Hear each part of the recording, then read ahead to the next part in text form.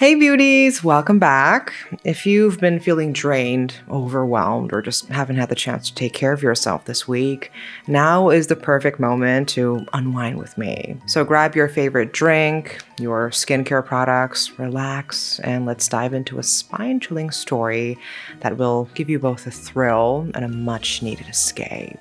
Have you guys ever been curious about ghost summoning rituals? They exist in nearly every corner of the world. Some you've probably heard of, like the Ouija board, Bloody Mary, or Japan's Hitori Kakurembo. There are so many different rituals, right? Others are lesser known, hidden in the shadows of local folklore. But here's the thing they all have in common. Someone always tries them for fun, and sometimes something answers.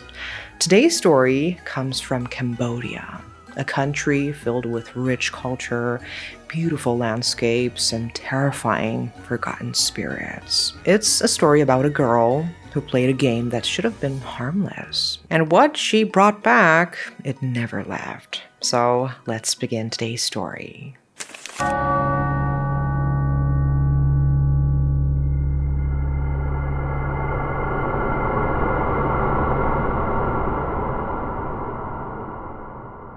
So I found the story online, and this girl named Dara posted it. I don't think it's her real name, but anyways. Dara was never the type to scare easily. Growing up in the rural countryside of Cambodia, ghost stories were practically part of the air she breathed. These stories lived in the fields, in the trees, in the whispers between neighbors. And like most kids in her village, she grew up hearing about them. Tales of the Krasu, the floating woman with entrails hanging below her head. Ghosts that lived inside banana trees, and silent women in white dresses wandering temple grounds after sundown. But those were just stories, right? They were fun, scary, but only when the lights were off. It was a slow, sticky afternoon when Dara's curiosity crossed a line. Her siblings were home from school. The sky outside was blank and pale, washed out by the harsh tropical sun. You could hear the hum of cicadas in the distance, the occasional barking of a neighbor's dog, and the uneven creaking of her family's house each time someone moved. So they were bored. And when you're young and bored in a house full of ghost stories, you start to wonder, what if we could actually summon one? And Dara had recently discovered videos online, people playing with Ouija boards, some laughing, others screaming. And she didn't have a real one, of course, but that didn't matter. She tore off a piece of old cardboard and, with a black pen, drew the letters of the alphabet in 2 rows. Yes in the corner, no in the other. And the word goodbye curved like a grin along the bottom.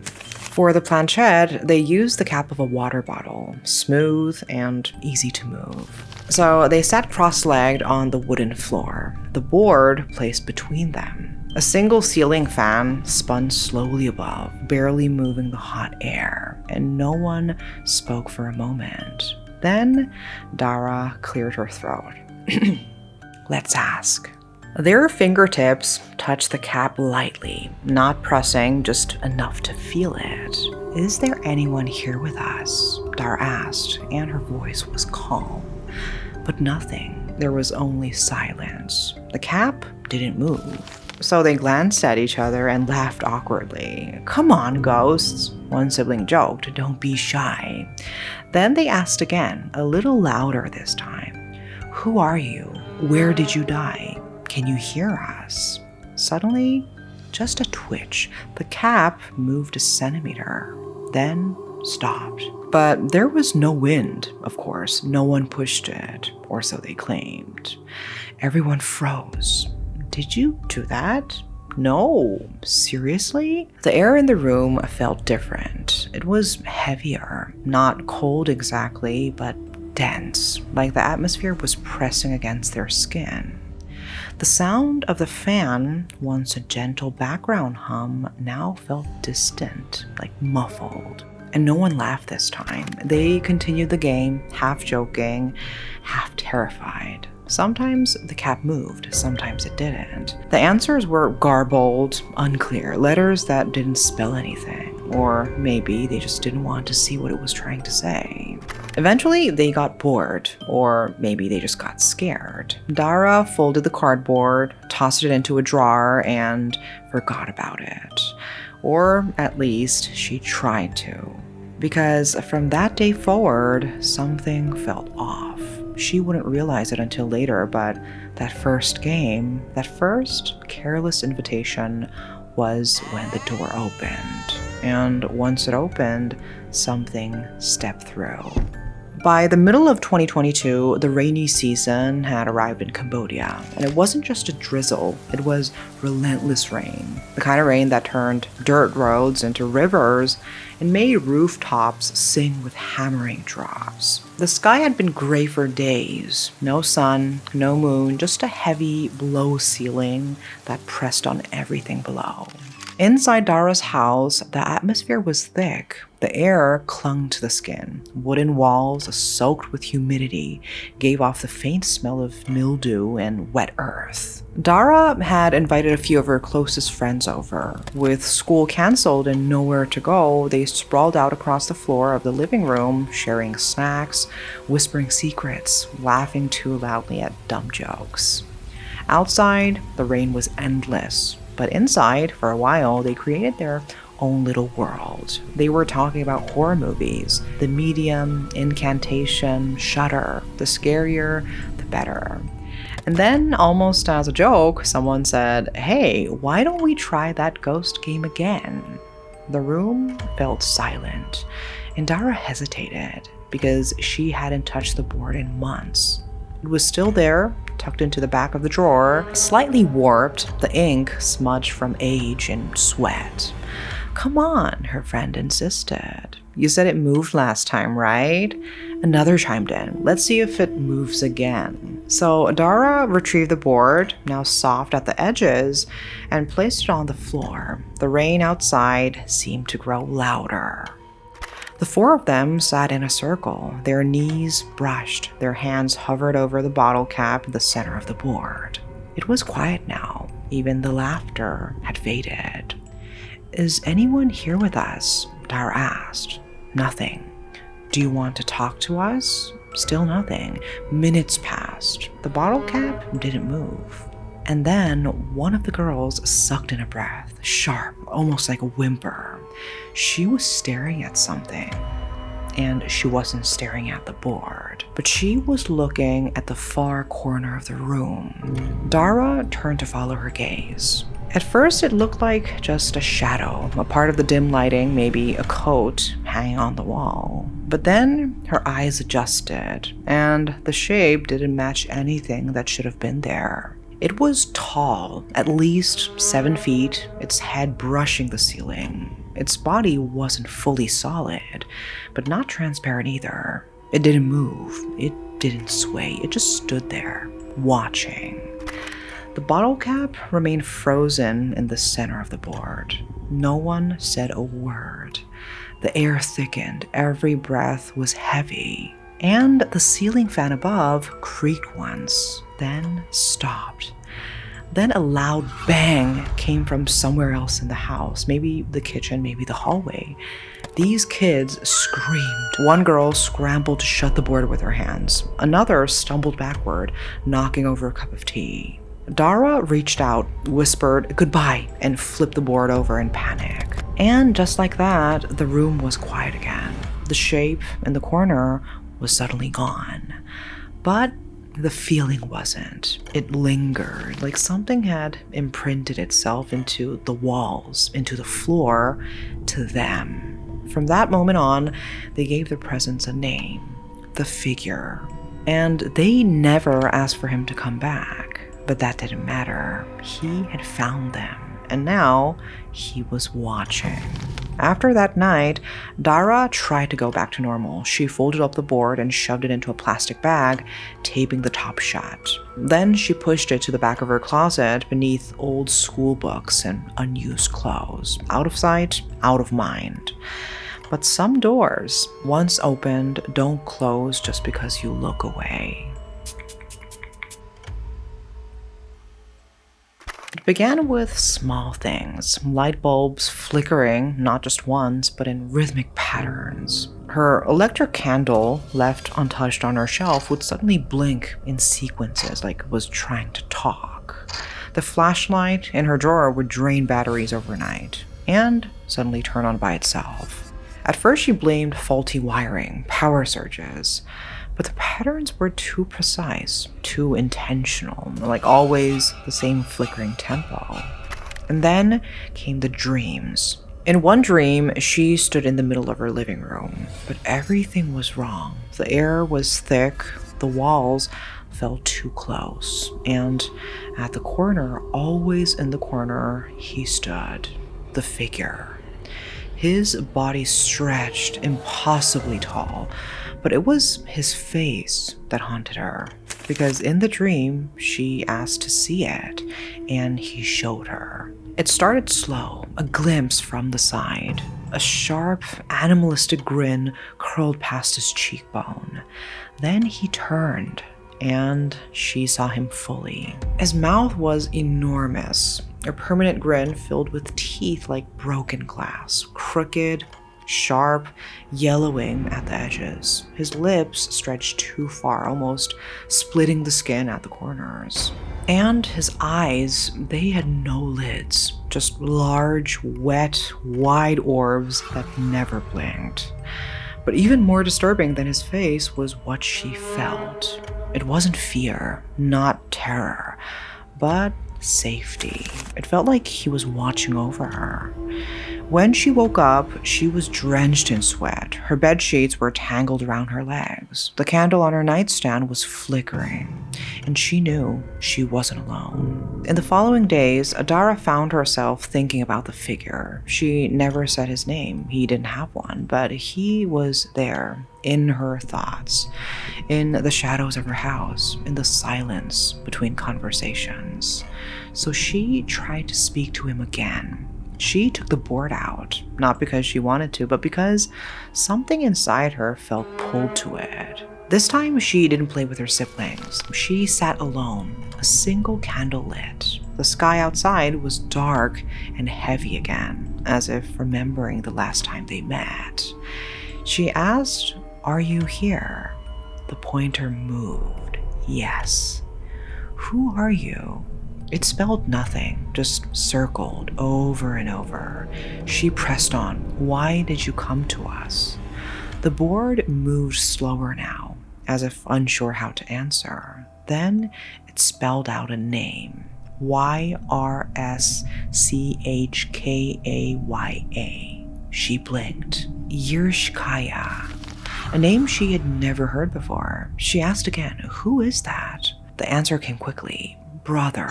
More words, slowly, letters skipping. Some repeated. Yershkaya, brother, hurt, face, stepfather, Russian. The story spilled out across the board in fragments, like broken thoughts leaking from something that didn't quite know how to speak anymore. Yershkaya was his brother, half Russian, half Vietnamese, just like the figure who claimed to be half Korean, half Vietnamese. Both had been abused, broken, torn apart, literally, Dara guessed, by a stepfather who had done something to their faces. Her hand trembled, the candle beside her flickered, and then the board went still. That night, her flashlight turned on again, even though she removed the batteries. And her little sister woke up crying, saying she saw a tall man with too many teeth standing in the hallway. And Dara, she didn't sleep, because even with her eyes closed, she felt him, not in her dreams, but in the room. She felt like this man was breathing, watching her. By now, Adara had accepted it. The figure was part of her life now. She didn't talk about it with her family anymore. They had already dismissed her stories as overactive imagination. But among her closest friends and her cousin, the figure had become a grim fact, like a scar you learn to live with. But Dara needed more than belief. She needed proof, something real, something that couldn't be brushed away as dreams or electricity or fear. And so one humid afternoon in July 2023, she decided to test the figure. The room was silent. She and her cousin had locked the door behind them, sealed off the bedroom from any outside influence. The windows were shut tight, the curtains pulled, no fans, no AC. They even checked the tiny bathroom connected to the room to make sure it wasn't creating any air movement. They rolled a piece of toilet paper into a tight little ball and placed it in the center of a wooden desk. It sat there, still. The single desk lamp cast a soft glow across the room. Shadows pooled in the corners. Time slowed. Dara's cousin stepped back to the far wall. They both stood completely still, barely breathing. Dara whispered, almost too softly to hear, "Can you move the paper?" Nothing happened. Seconds passed. Then something happened. The paper twitched, a small jerk. Then again, this time shifting slightly to the left. Her cousin gasped. No way. It moved again, a slow, crawling drag across the wood grain, as if something invisible had pinched it between unseen fingers and was slowly pulling it toward the edge. Dara whispered, "Stop." The paper didn't. It kept moving, tiny movements, and then faster. It spun once. That was enough. They bolted from the room. Downstairs, breathless and shaking, they told the others what had just happened. No one believed them. Maybe there was wind. There's always a draft somewhere. You imagined it. So Dara brought them upstairs. But when they returned to the room, of course, the paper was still, perfectly still. No breeze, no movement, just an ordinary piece of toilet paper sitting on a desk, like nothing had happened. But Dara knew what she saw. Her cousin had seen it too. It moved. She knew it, not because of the wind, not because of imagination, but because he moved it. Still, doubt lingered, so Dara decided to try one more time. At her best friend's house a few days later, she repeated the test, this time with a small ball of crumpled tinfoil placed on the middle of a marble-top table. No wind and no movement, until Dara called out the figure.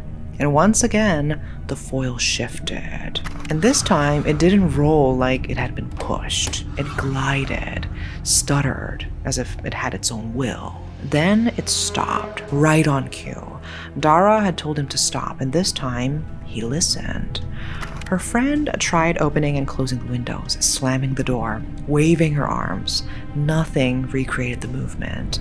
No breeze, no vibration. There was no explanation.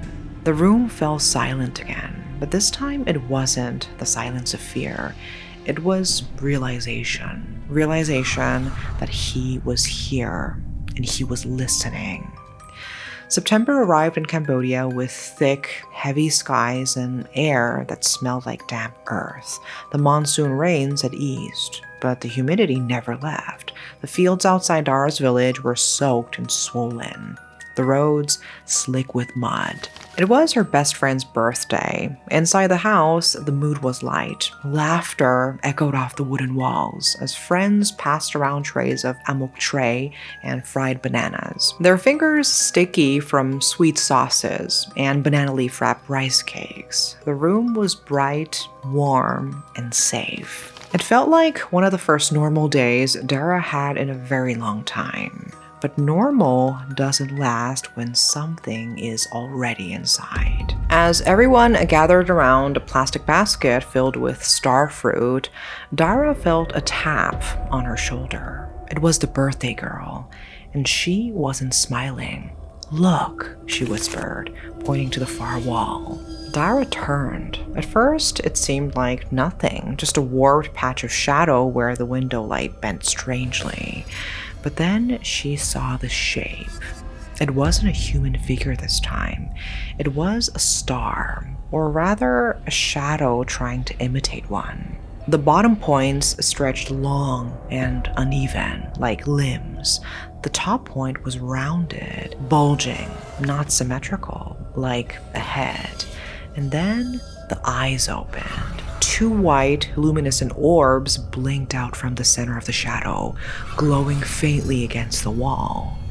And beneath them, that same impossible grin bloomed wide. The room's temperature dropped, not dramatically, but just enough for the hairs on Dara's neck to rise. Nobody else saw it at first, but the birthday girl did. Her hand trembled as she reached for Dara's wrist. "It's him, isn't it?" Dara nodded slowly. The figure hadn't just followed her, he had evolved. Later that night, once the guests had left and the house had gone quiet, Dara and her best friend gathered with another girl from their group. They set up the board again, not out of excitement, but out of the need to understand. They asked, "Why did you come to the party? Why did you change? What do you want?" But this time, the board didn't answer. Nothing. The planchette sat in the center like a dead weight. It didn't even twitch, not a letter, just silence. And that silence was more terrifying than any response, because now they knew something. He was no longer just communicating through the board. He didn't need it anymore. The next day, Dara tried to draw what she saw. The malformed star, the bulging head, the glowing eyes, the teeth. She showed it to her cousin, and her cousin paled. "I saw something like that," she whispered, "at the back of the house last week." So this figure now was appearing in different places, changing forms, shifting into whatever it wanted to be. It no longer needed shadows to hide in. It was the shadow. And Dara began to realize this wasn't just about hunting anymore. It was more about a relationship. Time passed, weeks melted into months, and though the world kept turning, school, holidays, chores, birthdays, Dara always felt like something was slightly off, like the world around her wasn't hers anymore. The figure never appeared openly like he had before. No more towering shadows in the corner, no more flickering lights or glowing eyes on the wall. But he hadn't left. Instead, he got closer. Dara began to feel him in quieter ways. Late at night, when she lay on her side, a blanket pulled up to her chin, she would feel the slightest tug at her hair, a slow stroke like someone brushing it out of her face. Other times, a soft pat on her back, like a parent comforting a child. She told herself it was sleep paralysis, a dream, her imagination. But then her friends started mentioning it too. "Dara, I think I felt something last night when we were sleeping. I swear I saw someone standing near your bed just for a second. Your room feels full, even when no one's in it." And again, the most disturbing part was that Dara didn't even feel fear. She felt watched over, cared for. It was like the figure had wrapped himself around her life, not just as a presence, but as a protector. One night, when the others were asleep and the house was deathly quiet, Dara lit a candle and took out the board one last time. She asked, "Why are you still here? Why me?" At first, there was nothing. Then the pointer began to move, slow, careful, as if it had waited a long time to finally speak. "We knew each other before." Dara's hands trembled. "What do you mean?" The pointer dragged across the board again, letter by letter. "We were family a long time ago, when everything was war, when nothing was safe. And then I found you again." Dara didn't sleep that night, because when she finally closed her eyes, she saw it. Not a dream, at least not the kind she was used to. She stood in the middle of a bleak village, cloaked in fog. No sun, no birds, just gray. People surrounded her, holding hands, heads bowed in silence. And at the center stood a man, tall, familiar, but his face was blurred, like a memory she couldn't fully reach. She knew him, not in this life, but in some other version of time, long buried. When she woke, the candle had burned down into a stub. Her pillow was damp with sweat, and she felt him right there watching her. And even now, as she wrote this post on Reddit, documenting her story, her warnings, her confusion, Dara claimed he was with her, that she could feel him behind her shoulder, reading along, quiet and still. He was closer than ever. So, what do you think? Was the figure really someone from a past life trying to reunite with a soul he once loved? Or was that just what he wanted her to believe? Was he a memory, a guardian, or something far more dangerous, hiding behind a kind touch and gentle presence because it knows that's how you let your guard down? And would you still play a game knowing something might actually answer? And if something does, what will it want from you? If you have any experiences doing these kind of rituals, let me know in the comments. And guys, never mess with spirits. Never play games like this alone. And whatever you do, don't let it follow you home. Okay, be careful guys, and see you on our next episode. Bye.